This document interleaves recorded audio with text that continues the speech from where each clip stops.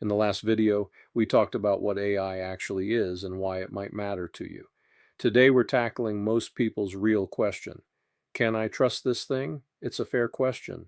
You didn't get to this stage of life by believing everything you were told. You've seen fads come and go, you've seen technology oversold, and you've earned the right to be skeptical. So let's talk about trust honestly, where AI deserves it and where it doesn't.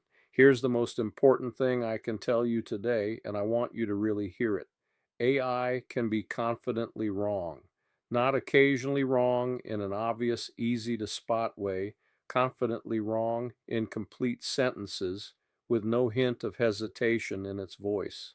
In the industry, this gets called a hallucination, which is a strange word for it, but it means the AI generated something that sounds correct and reads correctly, but it simply isn't true. It might invent a statistic, it might get a date wrong, it might tell you a book exists that doesn't. Why does this happen? Remember from last time, AI isn't looking facts up in a filing cabinet. It's predicting what a good answer looks like based on patterns. Most of the time, that prediction lines up with the truth because most of the time, the truth is what the patterns point to, but not always. And it will never raise its hand and say, I'm not sure about this one. It says everything with the same even, confident tone, whether it's right or dead wrong. So here's a way to think about it that I've found genuinely useful. Don't trust AI the way you'd trust a professor or a doctor. Trust it the way you'd trust a very smart, very well-read intern, someone eager, articulate, and often right, but still new enough that you'd want to check their work before it goes out the door. You wouldn't hand that intern your tax return and walk away. You'd review it. Same principle applies here. Let's get practical. When should you lean on AI without much worry, and when should your guard go all the way up? Low stakes, everyday tasks. AI is genuinely reliable for these.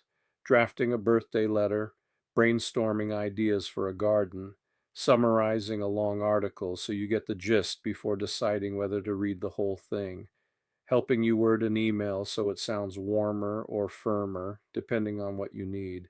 If it gets a small detail wrong in something like this, the cost of that mistake is low, and you'll usually catch it on a quick read through anyway. Now, higher stakes territory, medical information, legal questions, financial decisions, historical facts you plan to repeat to someone else, anything with a specific number or date attached to it. Here, AI is a starting point, never a final word. Use it to understand a topic better, to prepare good questions for your doctor or your accountant, to get the shape of a subject before you go verify the details. But the verification step is not optional. Cross-check important facts the same way you always have. A second source, a professional, your own common sense. I want to give you three simple questions to run through your head before you act on anything AI tells you. One, does this sound too clean, too specific, too confident for a topic this complicated? Real life is usually messier than a tidy paragraph makes it sound. Two, could I verify this in 30 seconds with a quick search or a phone call? If yes, and the stakes matter, do it. It costs you almost nothing and saves you from a real headache. Three, would I bet money on this being exactly right? If the honest answer is no, treat it as a draft, not a fact. I also want to address something else because it matters just as much as accuracy, privacy. Be thoughtful about what you type into these tools.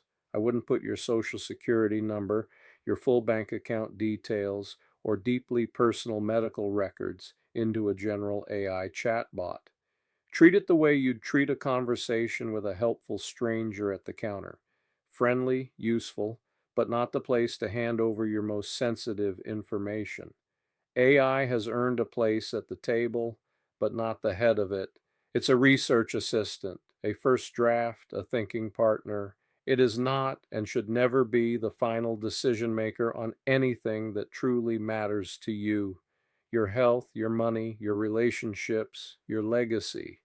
That authority stays exactly where it's always been, with you and with the trusted people and professionals in your life. You don't need to trust AI blindly, and you don't need to distrust it entirely either. You need to do what you've always done with anything new. Take it for a test drive, kick the tires, and verify before you rely. In our next video, we're going to talk about the single skill that makes the biggest difference in how well AI works for you. And it has nothing to do with technology, it's about how you ask. That video is called It's All About the Prompt, and I think you'll find it changes how useful this tool becomes almost overnight.